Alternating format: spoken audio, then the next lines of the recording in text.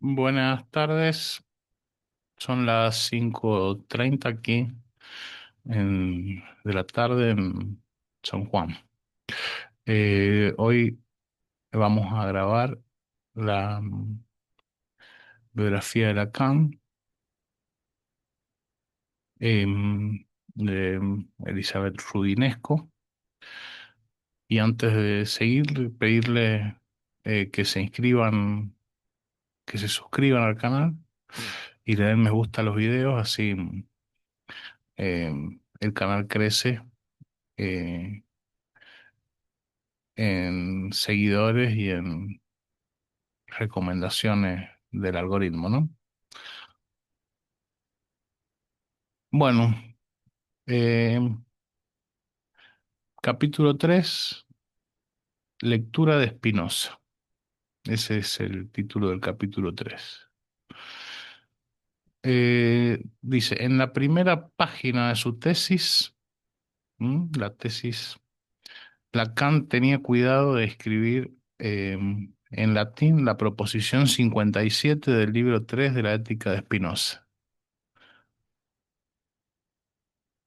Eh, un largo em, un largo escrito en latín, la cita.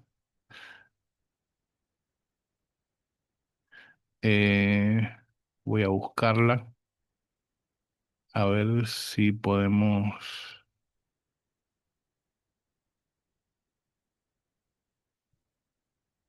em,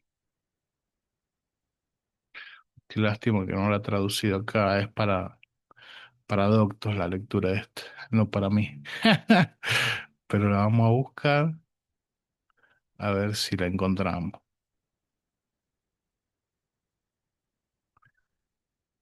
Em, Vamos a buscarla por aquí.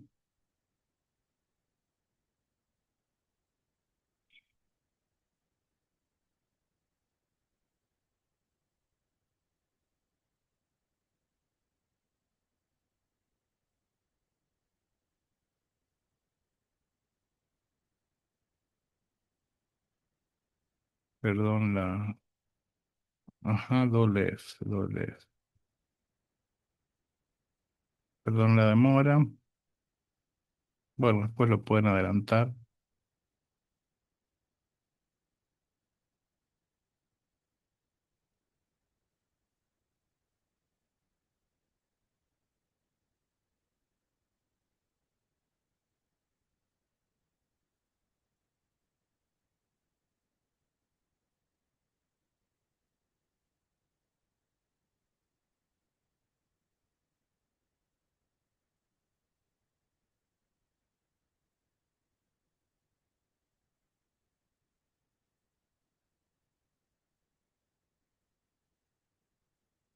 Aquí me dice la IA de Google eh,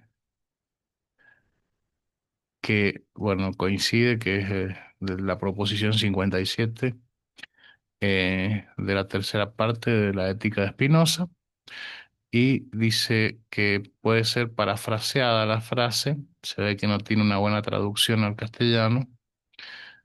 eh, la diferencia entre los afectos o pasiones de cualquier individuo y los de otro es tan grande como la diferencia entre la esencia de uno y la esencia del otro. Em,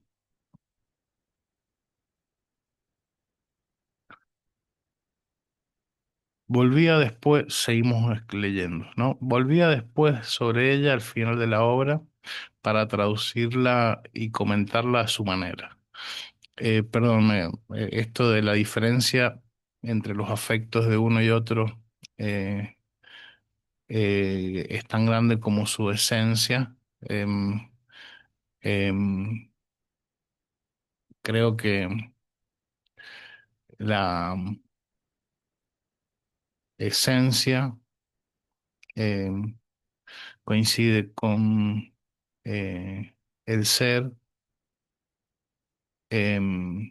con la propuesta ontológica de la filosofía, de cierta filosofía. Y, eh, y es raro que la use como este, titulando la tesis, ¿no? Ya que eh, en Lacan hay una desontologización como propuesta, ¿no? De hecho, la dirección de la cura tiene que ver con eso, con quitarle el ser a las cosas, ¿no? Sobre todo al sujeto.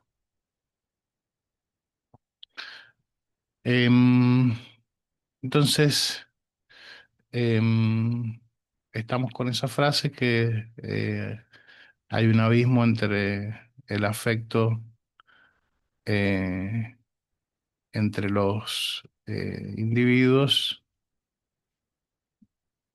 y es tan grande como la diferencia en la esencia de cada uno, ¿no?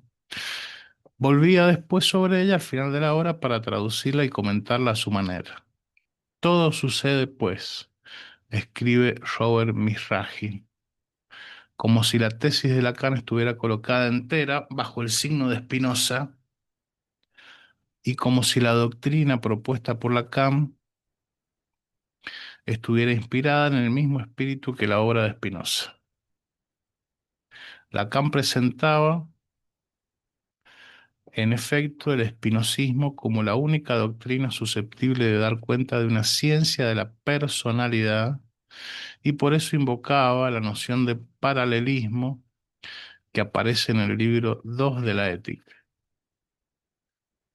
El orden y el encadenamiento de las ideas es el mismo que el orden y el encadenamiento de las cosas. Y así, ya sea que concibamos la naturaleza bajo el atributo de la extensión, o bajo el atributo del pensamiento, o bajo cualquier otro, encontraremos un solo y mismo orden, dicho de otra manera, un solo y mismo encadenamiento de las causas, es decir, las mismas cosas siguiéndose una a otra. ¿Acaso Lacan se acordaba aquí de los panos, de los planos y de las flechas de colores que exhibía en la pared de su cuarto en el departamento del Boulevard Beaumarchais? En 1932, la noción spinociana le servía para combatir otra concepción del paralelismo que se había impuesto en Francia a partir de los trabajos de Hippolyte Taine sobre la inteligencia y a lo largo de toda la gran saga de la herencia de generación. Para explicar la unión del alma y del cuerpo, Spinoza adelantaba la idea de que sólo hay verdaderamente paralelismo si hay no correspondencia entre cuerpos y procesos somáticos, sino unión entre lo mental y lo físico,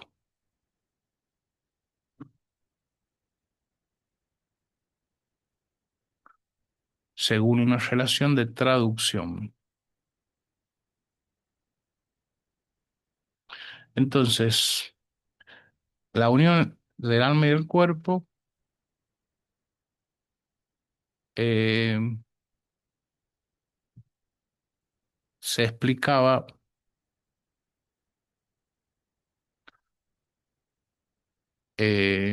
por la unión entre lo mental y lo físico, según una relación de traducción.